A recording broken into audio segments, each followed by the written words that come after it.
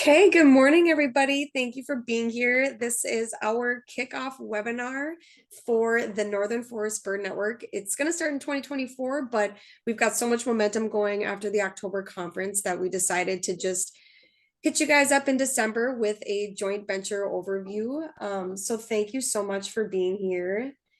And I first want to introduce our joint venture staff. We today will have Doug Gorby, who is the coordinator. He will be presenting, and Mohammed Al Safir, who is our bird conservation modeler, and then Michael Wells, who's our science coordinator as a detailee right now, and that position will eventually be advertised and someone else will fill it, and Anna City Sledadal, who is our assistant coordinator, and also myself as the Northern Forest Conservation Delivery Network coordinator.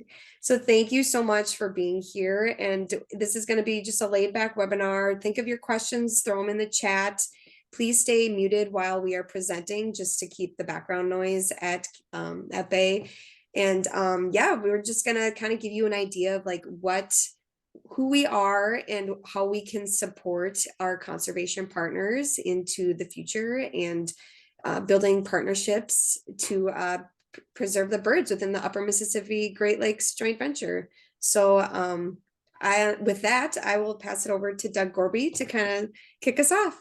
Thanks. Thanks, Jamie. Make sure everybody can hear me okay. And Jamie, you'll be advancing slides for us, I guess, when I ask you Yep. to, right? So, okay, very good. Thank you. So, good morning, everybody. I'm Doug Gorby. I'm the coordinator for the Upper Mississippi Great Lakes Joint Venture. I work for the U.S. Fish and Wildlife Service, located over in Michigan. I like to say that I'm employed by the U.S. Fish and Wildlife Service, but I really work for the joint venture and all the partners in the joint venture. Thanks, Jamie, for pulling this together. I'm excited to be able to sort of talk with more folks about the work of the JV and what we do and how we do it and get more people involved in it. So I appreciate this opportunity to speak with everybody. You can see there on the screen, that's sort of the geography of our joint venture. Just very briefly, joint ventures are partnerships of states and other federal agencies and private landowners and NGOs and others that focus on bird habitat conservation across all of North America. So there are 22 joint ventures across North America that focus on different geographies of different BCRs, different bird conservation regions across North America. And we're all these sort of independent, autonomous partnerships that bring partners together to work on bird habitat conservation in different parts of the world. And that partnership model is something that we take very seriously. We are not guided or driven by Fish and Wildlife Service. We are supported by Fish and Wildlife Service, but we are guided by the partners that come together and work on our mission together. Next slide, Jamie. And you can kind of see our mission there, and it is that it's all bird conservation. So the full spectrum of bird conservation. We do that through using good science, biological and ecological, and more so social and climate and traditional science to guide how our partners go out and deliver conservation to benefit migratory bird species across our geography. So a very important part of what we do there is that partnership aspect of it. Next slide, please. So just kind of an overview of our joint venture geography. We're a big joint venture. Just in terms of our landscape, it's over 260 million acres that we have just within our boundary. I will note that our boundaries have kind of tweaked a little bit over the past several years as we kind of align a little bit more along BCRs. So you'll see Southern Indiana's kind of captured in our JV, and that's actually now part of the Central Hardwoods JV. So we need to do a little tweaking on our boundaries and such. But even so, we are a very big joint venture. There are a couple bigger, but we're still a quite big joint venture and a pretty diverse joint venture. We have a lot of forest land, obviously a lot of agriculture in upland in our JV. The Great Lakes are a huge part of our JV. So we're a big diverse joint venture that spans several different BCRs, all the way from kind of BCR 22, that old eastern tall grass prairie area, kind of to the south of that and west of the JV, all the way up into that boreal transition zone of BCR 12. So next slide, please, Jamie. And, we are really diverse just in terms of the landscapes in which we work. Obviously, we have the huge river systems that make up the kind of the middle part of our JV, the Mississippi River and Ohio River and all the tributaries of those. We have the Great Lakes system, which is a huge defining feature of our joint venture. Like I said, the eastern tall grass prairie portion of our joint venture, or what's left of it anyway. The interior wetland complexes that make up kind of the duck factory of our joint venture and really important for a lot of marsh birds and other species. Then, of course, what we're kind of most interested in today is that boreal transition zone, the northern part of our joint venture. So I always like to say that the one defining feature of our joint venture is that we really don't have one defining feature. We have a lot of defining features and habitat systems that we work within. Next slide, Jamie. With all of those diverse landscapes come diverse challenges and issues that we have to try to navigate. We have a lot of issues with nutrient in the Great Lakes and in our river systems. Very intensive row crop agriculture certainly creates challenges for wildlife, while at the same time trying to meet the needs of society. Obviously, severe precipitation events, flooding, climate change are having an impact certainly on our landscape in increasingly noticeable ways. We have a lot of urban and suburban interface in our joint venture, and of course, invasive species are ever present and expanding. Next slide, please, Jamie. So if we do have sort of one defining feature of our joint venture, it's that we do have quite a few people and concentrations of people in our joint venture. We are one of the most populated joint ventures in North America. Depending on how you sort of measure it, we have anywhere from 15 to 20% of the U.S. population within the boundaries of our joint venture. Obviously, lots of cities and towns and populated counties and other communities that are big challenges in terms of how do we manage and conserve habitat for wildlife, but also huge opportunities associated with all these people to get people engaged in habitat conservation, to influence policy decisions around conservation funding and regulations, and just in terms of how do we want to make the work of the joint venture and all of us that work in bird habitat conservation relevant to people, to make sure that that people that live in these places care enough about bird habitat conservation. Maybe not because they care about birds so much, but maybe they just care about, forest systems or grassland systems or wetland systems that bring, value to their lives in other ways. So relevancy is certainly a defining feature of our joint venture. Next slide. So here's kind of how we're structured as a joint venture. So we do have a governance model in place that we've been around for a little over 20, almost 30 years now, I guess. And we've always been guided by our partners in the joint venture. Like I said, we are supported financially in part by U.S. Fish and Wildlife Service, but we are guided by our joint venture management board. And that's who I report to. And they're the ones that sort of set the guiding vision and define operations going forward for the joint venture. We have 22 organizations that sit on our management board. All of the states that are fall within our JV are represented, a number of federal agencies. I think I've got another slide that will show who they are here in a moment, but NGOs, some corporate representation on there. But the management board really is in charge of sort of JV direction. Reporting to the management board, of course, there's me and the staff that I am lucky enough to get to work with there. And that part of the slide is hidden from me. I want to make sure I represent it correctly. So on the call here with me is Anna Seides-Slededal, who's the assistant coordinator, who is really the the grease in the machine that keeps the joint venture working. She is just phenomenal at connecting partners and supporting partners with all sorts of needs. So assistant coordinator is key. Muhammad Al Safar is on with us. He's our conservation modeler and GIS expert. Mike Wells is here. He's filling in for us as our science coordinator as we seek to refill that position.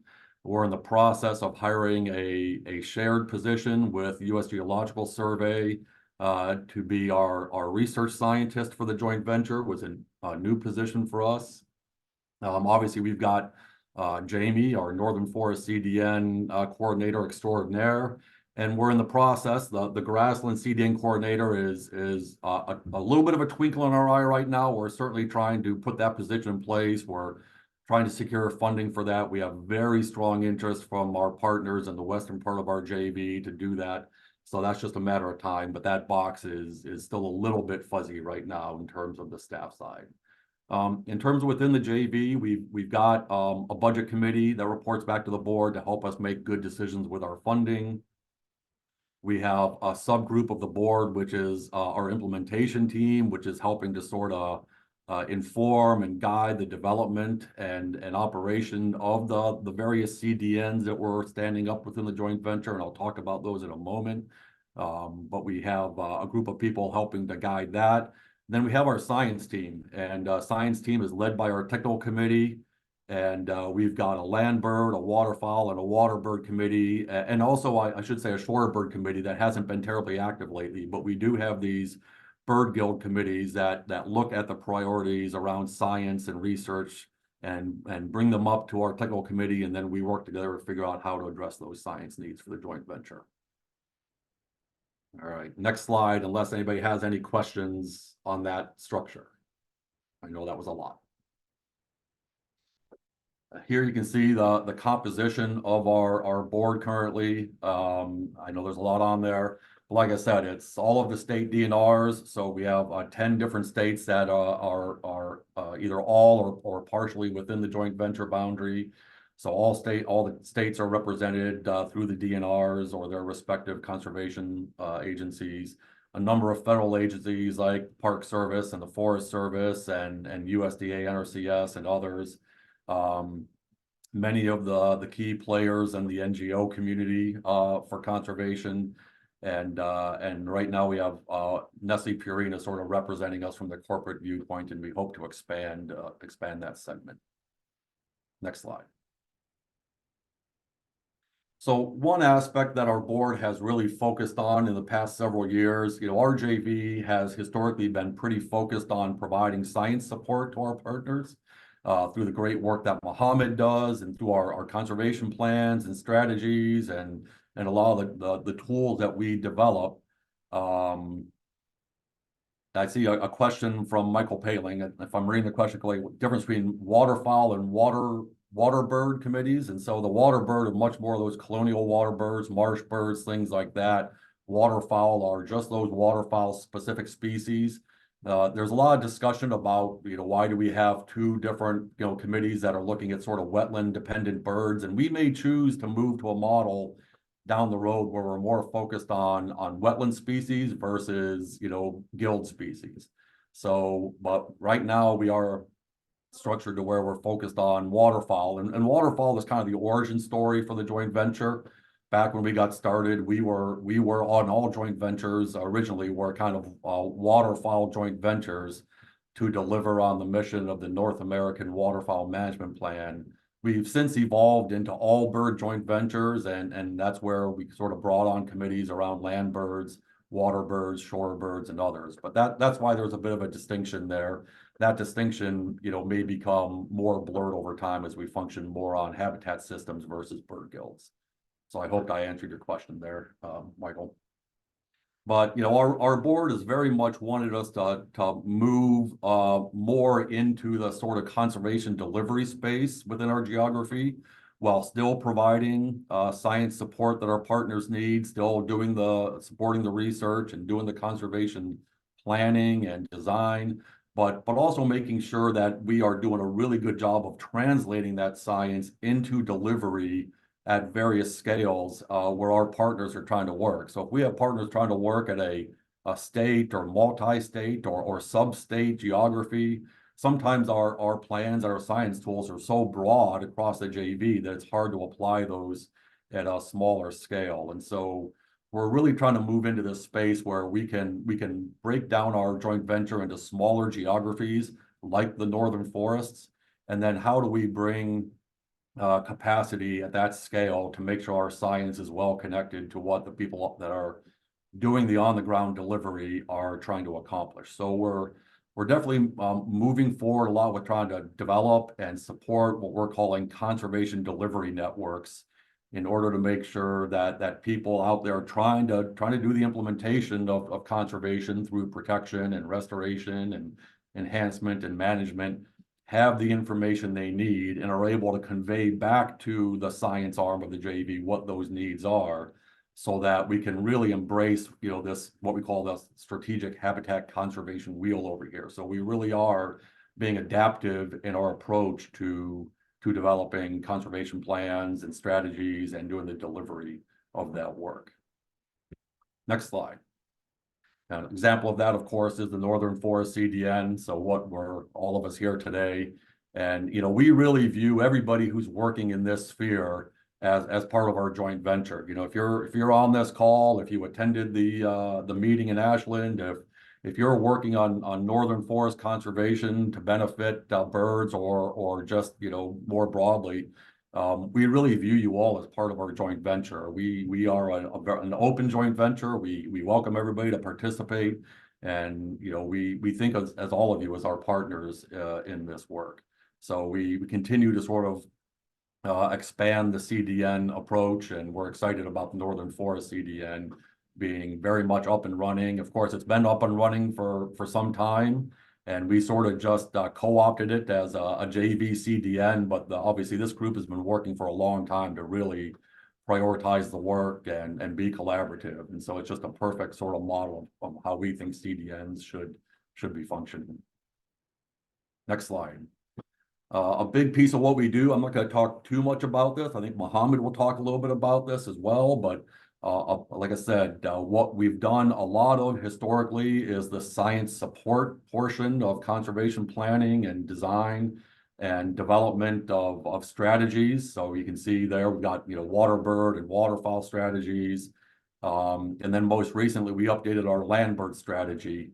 And the land bird strategy encompasses both the forest biome as well as grasslands. Also thinks about sort of urban spaces and airspace as things we need to be focused on for land birds. And we view the Northern Forest CDN very much as sort of a step down of our land bird strategy. And how do we take this strategy and move it to implementation to put habitat on the ground and manage habitat on the ground to benefit migratory birds and other species and people. And you can see the model there, the map there. That's one of the products that one actually came, I think, out of our waterfowl plan, where we're looking very much at how do we look at both biological metrics for conservation delivery, but ever more so, and we've been kind of a leader on this, is thinking about how do we integrate human dimensions and social science and other ecological values into our conservation planning. So making sure that the work we do benefits species, but is also relevant to society. And next slide. Yeah, little animation. All right, I think maybe that was it for me. I think this is segueing into the next thing. So maybe, I don't know if Jamie, if you want to stop there and room for questions or. Yeah, let's open it up for questions so that if anybody has anything on the top of their mind, if they want to ask Doug right away. And then we'll transition over to Michael Wells to talk a little bit more about the science coordination of our joint venture. Well, thanks, Peter. He shared the plans. Feel free to peruse those. Print them out and read them before you go to bed, just to get some input. But they are kind of lengthy, but they're super informative, and they've been updated recently. So they are very relatable to some of the work that our partners are doing. I'm not getting any questions, so we'll hand it off to Michael. Thanks, Doug. Thanks so much, Jamie. Can everybody hear me okay? Sound Awesome. good. So as Doug mentioned, I am kind of filling in right now as a detail. So my other job is a fish and wildlife biologist with migratory birds in Region 3. But I'm filling in for the JV science coordinator for the next couple months. So what does this JV coordinator do? So the two big roles that we really have is to help facilitate and help run those the science committees as well as the JV technical section. That means helping convene meetings, set things up, and just sort of see what the needs are from those committees. We also try and help guide some of the broad strategy to start addressing some of these bird conservation needs. Um, so the science subcommittees are built to sort of find and prioritize the gaps in the scientific needs for species, for habitats, for guilds. They're generally made up of a mixture of folks from government agencies, both federal and state, as well as NGOs. And then we also leverage heavily folks in academia who have sort of scientific expertise in these particular types of birds or guilds or habitats. It's split currently into guilds, as I mentioned. So the four that we really are prioritizing are the land bird guilds, the water bird guilds, the waterfowl, and the shorebirds, although the shorebirds has been kind of inactive. There's some thought about potentially realigning these. We're still kind of working that out at this point in time. Maybe shifting to more habitat basis. And then the other major committee is the joint venture committee, and this helps prioritize those needs from the science committees. There's going to be probably a laundry list from each of these guilds in terms of work that they need done, and the JV technical committee is there to help prioritize those and make decisions on sort of what's most important. And places where maybe you could get some overlap between guilds in terms of research getting done. Historically, they've also funded a series of grants. This is starting to move away, those flex fund grants. And so we're working on sort of transitioning the technical committee right now to sort of a more implementation moving towards implementation and sort of undergoing some changes to really work better with the CDNs.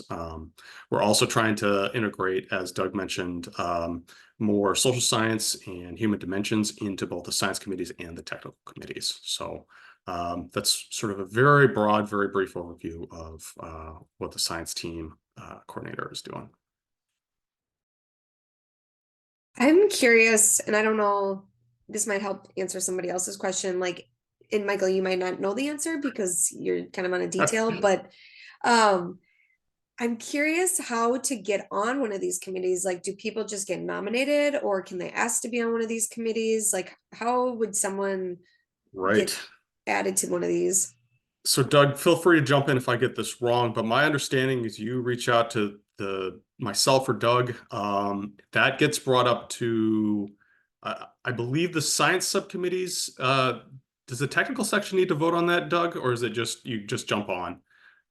Yeah, no, we really leave that. Each of the bird committees has co-chairs, and we really leave that up to the co-chairs to sort of recruit and approve people to join. They're certainly happy to have other people join the committees. We're always looking for new folks. There's always a little bit of a turnover or attrition. So, the co-chair is always trying to be mindful of having a good diversity of viewpoints from geographical and people from different types of organizations. And so trying to maintain a good balance there. But yeah, reach out to Mike or reach out to me, reach out directly to the co-chairs if you know who they are, or we can connect you. And we'd love to get, more representation onto those committees. More people, the better. We do have a charter around our technical committee that sort of defines that a little bit more, but the bird committees are more ad hoc. Yeah. The technical committee, I think you have to be approved by the JV board. So it's a little bit more of a hurdle to get over that. But again, just talk to us and we can see, route you to the right person or the right place. Thanks. Any other questions from Michael on the science committees or technical committees?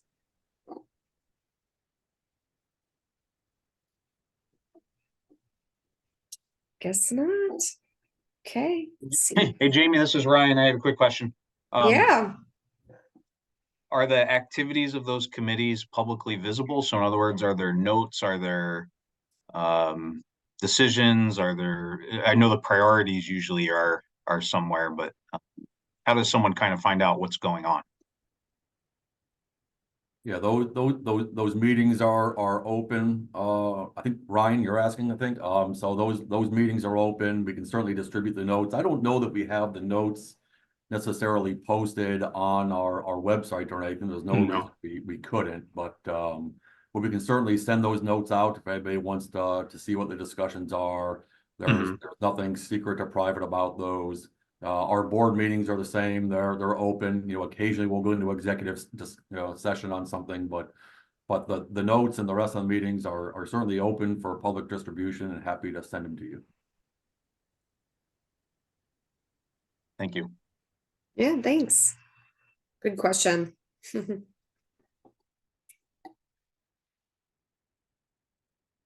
All right. Let's now hand it off to Mohammed to talk a little bit more about the bird conservation modeling. Thank you, Jamie. You guys hear me well? All right. Okay, so as Doug mentioned, so of the 22 bird habitat joint ventures in North America, our joint venture, the Upper Mississippi Great Lakes Joint Venture, is located in the Midwest in a pivotal location in the Mississippi Flyway, which is important for waterfowl, waterbird, and land bird conservation. Next slide. So with help from our science team and management board, we were able to update our strategic plans, as Doug mentioned recently, with the latest science, knowledge, and expert opinion in the region. So first, we published the updated waterfowl plan in 2017, then the waterbird plan in 2018, and finally the landbird plan in 2020. Next slide. In these plans, we followed the structured decision-making process where we identified stakeholders, biological and social objectives, and then created spatial models to achieve individual objectives. And then we standardized their scales and weighted and combined these models to create decision support tools. For example, I'm showing the spatial models and decision support tool for waterfowl and people in this slide. The two spatial models highlighted in yellow were targeting two biological objectives: to maximize breeding and non-breeding habitats for waterfowl, while the four models highlighted in blue were targeting social objectives: to improve water quality, minimize water pollution, retain and recruit waterfowl hunters, and maximize recreation opportunities. These models were standardized in their scale and weighted with help from the stakeholders in our region. And then finally, they were combined to produce the decision support tool, which is a map showing the hotspots to target conservation actions in the region. Next slide. And along with the good, transparent, defensible decision support tool, if partners also use models predicting the expansion of urban areas in the future, as well as some data layers for the current and land ownership and land cover data, they can make better decisions about conservation actions in their areas of interest. So right after the publication of our first decision support tool in 2017 for waterfowl, and while the joint venture was in the process of producing more decision support tools for waterbirds and land birds, we got involved in a couple projects with our partners to help them to step down and step up what we did. In today's presentation, I'll be focusing briefly on stepping down the efforts. Next slide. So Stepping down our plans was accomplished by using the same structured decision-making framework for any target area within the JV region, and then identify new and or refined objectives, then create spatial models to achieve individual objectives, and then finally standardize scales, weight, and combine models and produce the customized decision support tools to suit stakeholders' needs and priorities at the target scale. Next slide. In this regard, we were successful in providing technical consultations to our partners in Wisconsin and Ohio in their step-down efforts and their plans. The Wisconsin Waterfowl Habitat Conservation Strategy and Ohio All-Bird Conservation Plan have been published, in 2020 and 2023. Then now we are in the process of helping our Michigan partners in their efforts to publish Michigan's Waterfowl Habitat Conservation Strategy. Next slide.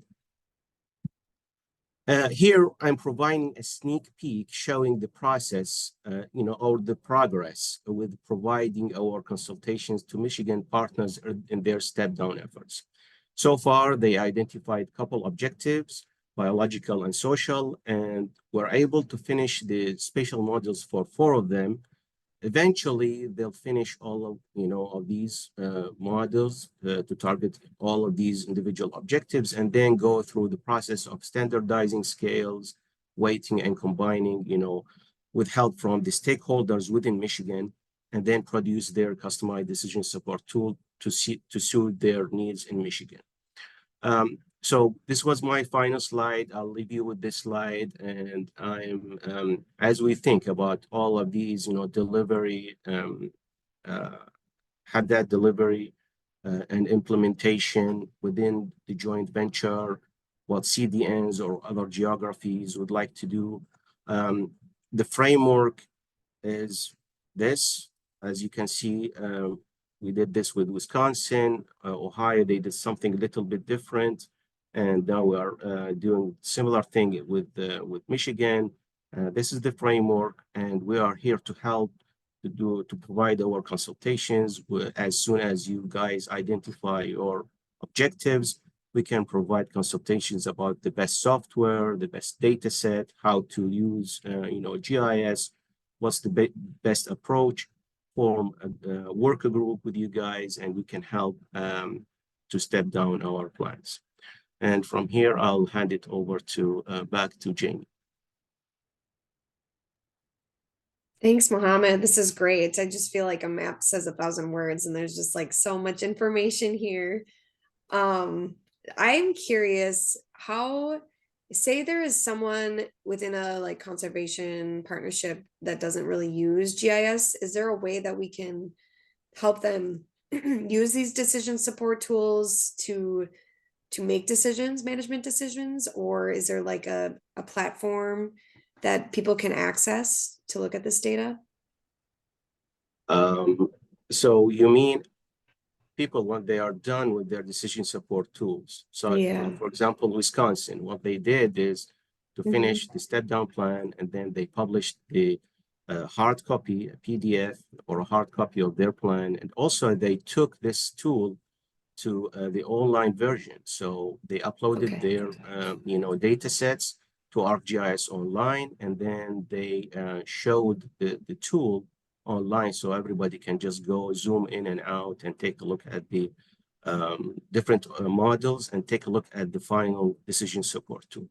Oh, that's and great. Also, yeah, and also they what they did with Wisconsin is to create actually 2 decision support tools. One for the restoration, efforts to focus restoration, and the other one is to focus where to work with retention and enhancement of habitats.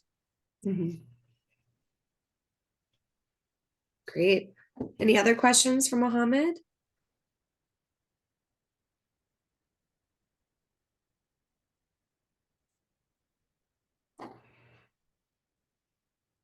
All right. Well, thank you, Mohammed. Thank This you. was great.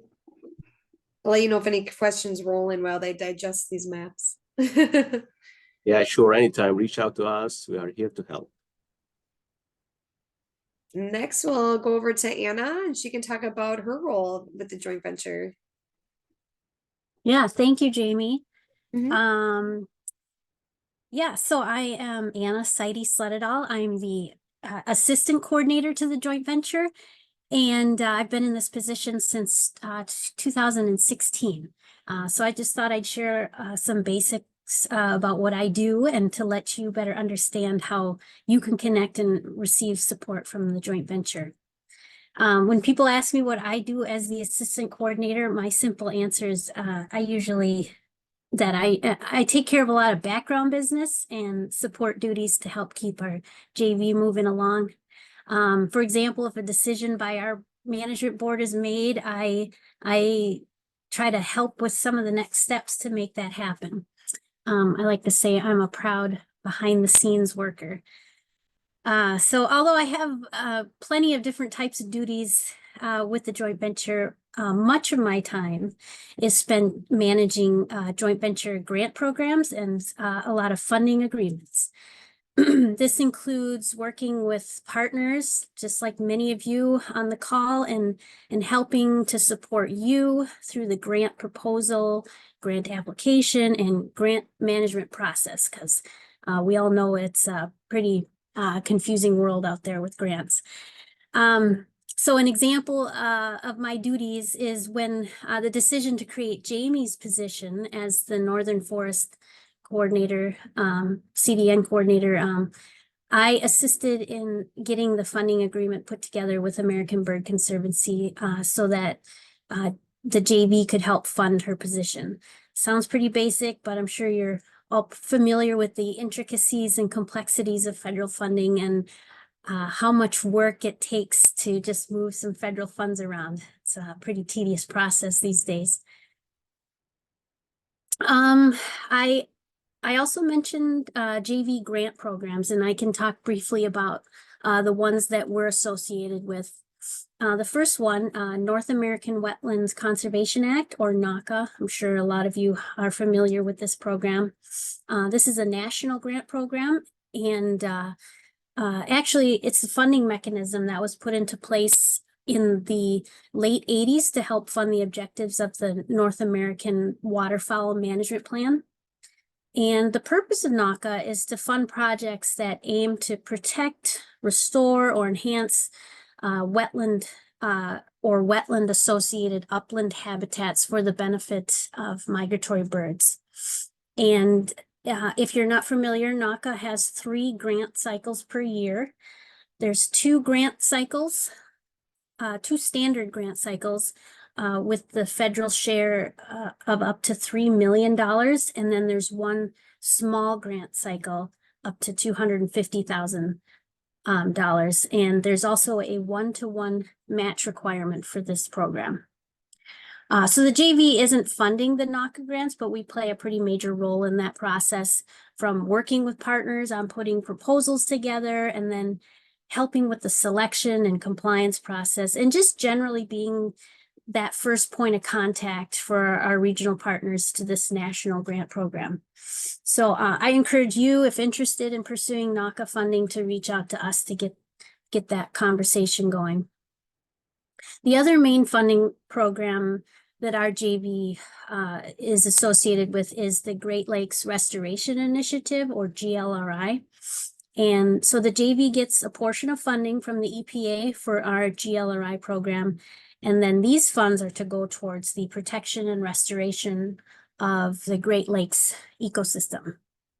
And so part of our JV GLRI funds can help fund positions such as Jamie's.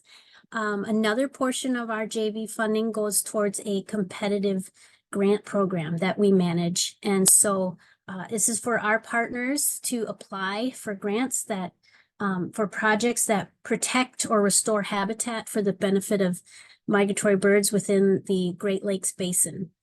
And just so you're aware, for anyone interested, we are planning to have our notice of funding opportunity posted in the coming weeks and for this program. And I'll make sure Jamie is aware of that and she can pass that around to all of you.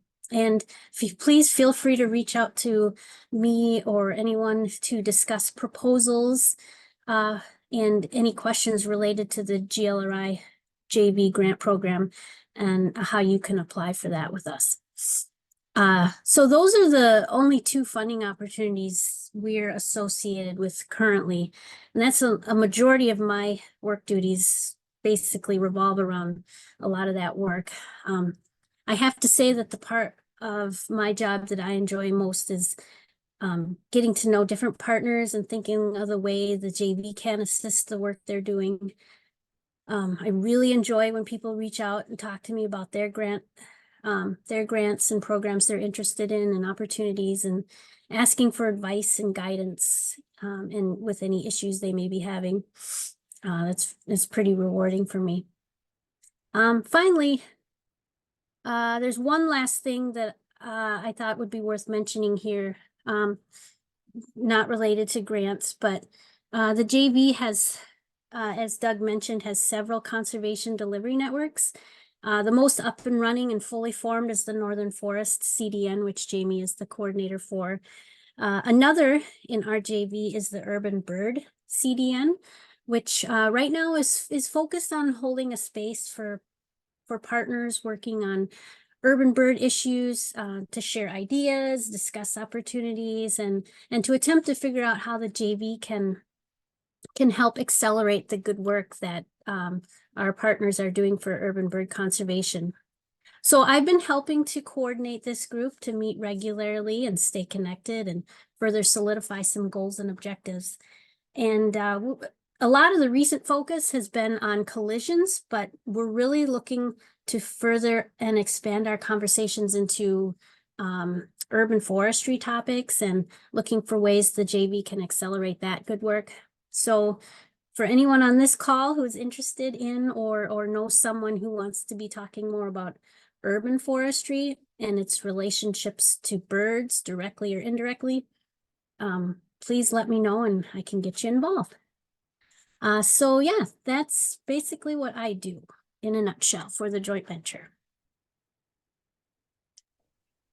Thanks, Anna. I'll also add that Sean Graff, who is the chair of the board for the joint venture, is pushing an urban bird conservation within American Bird Conservancy. And I know that Vera, the intern, is going to be working with Anna. So I think that's like a cool part of the joint venture, is how we just work together to do different conservation things within our region. And it's really been awesome to see how we work across borders and don't really compete against each other. And it's just collaboration is like a huge key with getting stuff done. So that's been really cool to see. Any questions for Anna?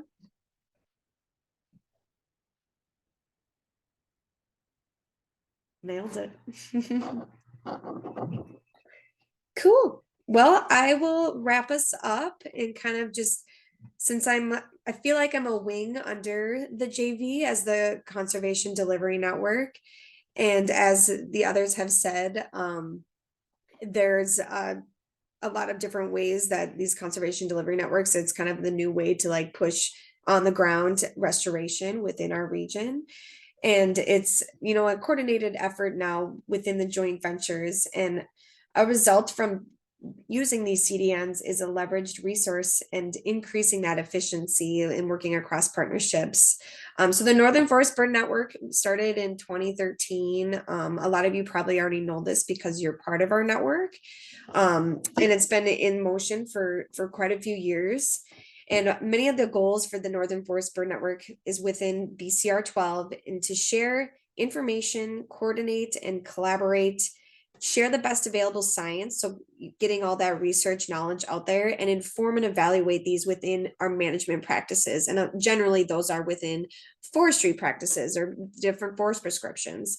And this year we got together as a conference in Ashland, Wisconsin. We had 60 people from 27 organizations, which was awesome. And so we had quite a few presentations. The first day we talked about the best management practices, and it was just a big range of, species specific or habitat specific of how to manage a forest to support wildlife and birds. And then the second day, we kind of went into a climate change adaptations and how to look at resiliency of our forests within the BCR 12. And so it was really great to get together. And a product of that was like, how do we share this, keep this discussion going and sharing the information. And so that's where this webinar series kind of like bumped out. And so we're going to keep the discussion going, and it'll be the second Thursday of each month. And a part of that is we'll be sharing some science. And part of the science aspect is there's different working groups within our network, and we have research and monitoring that will be stepping down that joint venture land bird plan. And then the outreach and communication, that's what we're really focusing heavily on right now, because we're like communicating and getting everybody together and partnering. And that's just a goal of that is growing our audience. And part of that as well is the webinar series, as I mentioned. And so the habitat management is the last goal that we've, are focusing on as well, and spreading the different projects that are happening throughout the region. And a huge aspect of this is forestry for the birds. And so, as many of you know, Forestry for Michigan Birds is up and running. They're doing great outreach programs right now, and they're spreading the word with their different booklets. And then Forestry for Minnesota is a partnership with the Forest Stewards Guild, and that's led by Christian Nelson right now, and he is putting together those resources and getting the working group together to kind of share what Forestry for Minnesota will look like. And so that will be coming soon.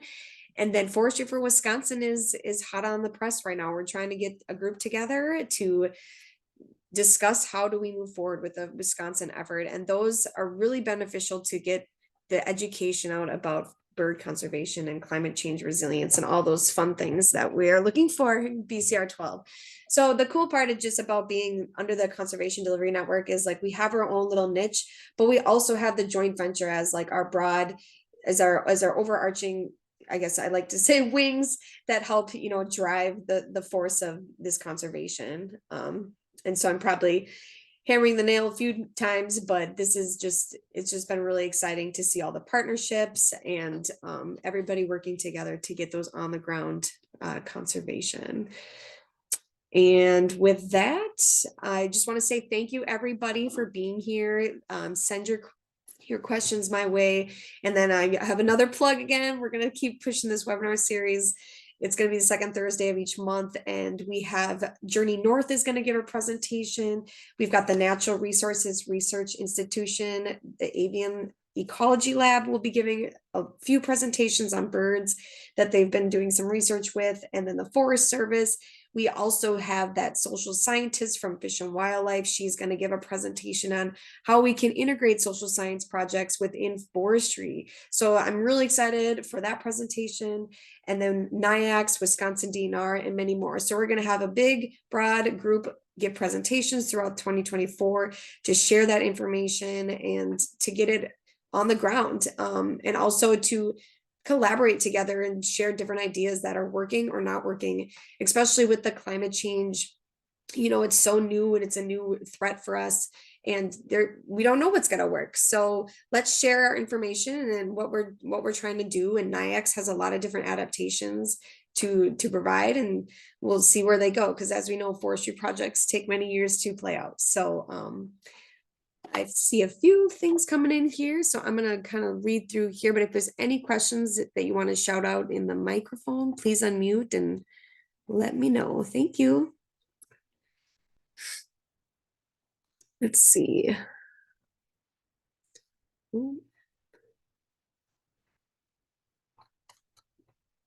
Let's see. I can try to answer Nancy's question there about Okay. American Watershed Initiative. I like the fact that you used the word collided with them. I don't know if we've collided with them. I'm certainly aware of them.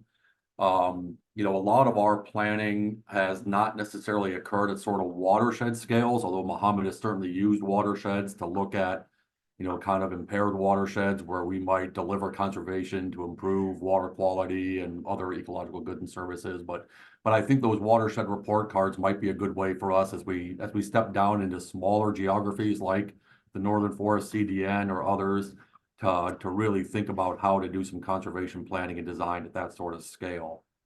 So I think that's probably a group that we might need to engage with more, and thanks for bringing them forward.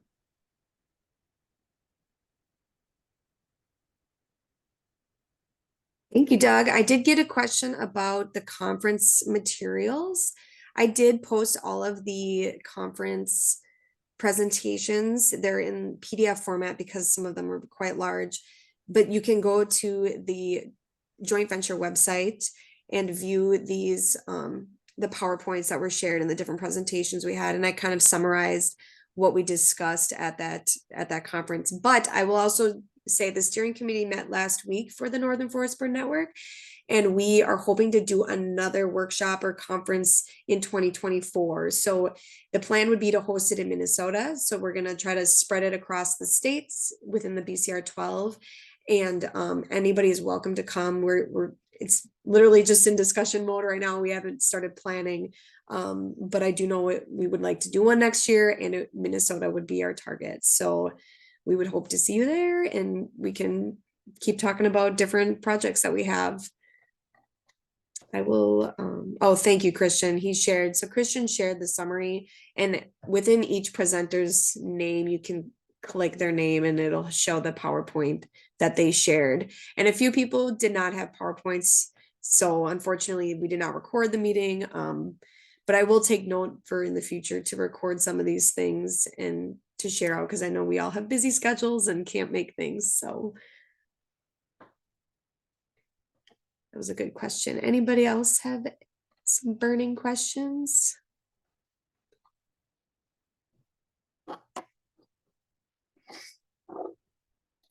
Stop sharing my screen so I can see you guys.